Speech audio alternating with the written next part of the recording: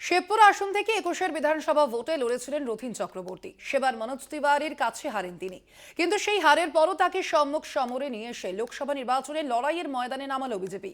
পরিচ্ছন্ন ইমেজের রথীন কি চাপে ফেলে দেবেন প্রসূনকে? অর্থাৎ হাওড়ায় কি হাড্ডাহাড্ডি লড়াই? রথীনকে গুরুত্ব দিচ্ছে না ভারতীয় ফুটবলের সর্বকালের অন্যতম সেরা প্রতিনিধি। পাশাপাশি নজর রাখবো অন্য যে খবরের দিকে।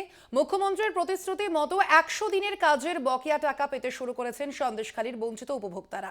ইতিমধ্যে সন্দেশখালী 1 ও 2 নম্বর ব্লকের 24,000 উপভোক্তা মোট 13 কোটি টাকা পেয়ে গেছেন।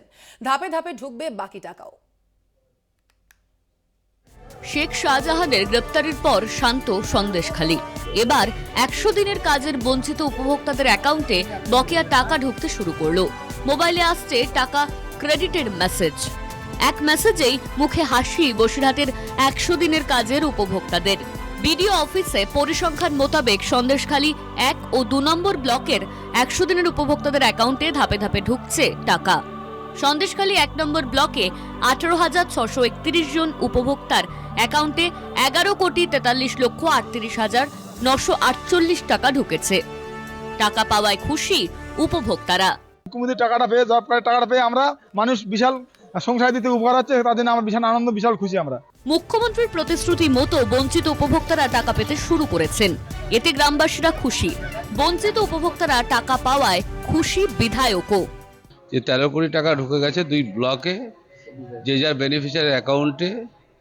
প্রায় 24,000 মানুষের অ্যাকাউন্টে টাকা, জব কার্ডের টাকা তাদের অ্যাকাউন্টে পৌঁছে গেছে।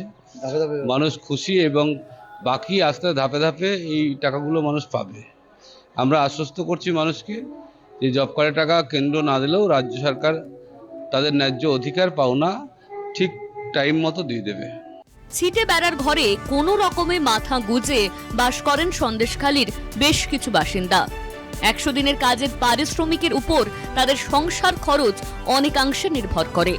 এতদিনে প্রাপ্য টাকা হাতে পেয়ে তাই স্বস্তির শ্বাস ফেলেছেন সন্দেশখালীর বাসিন্দাদের একাংশ।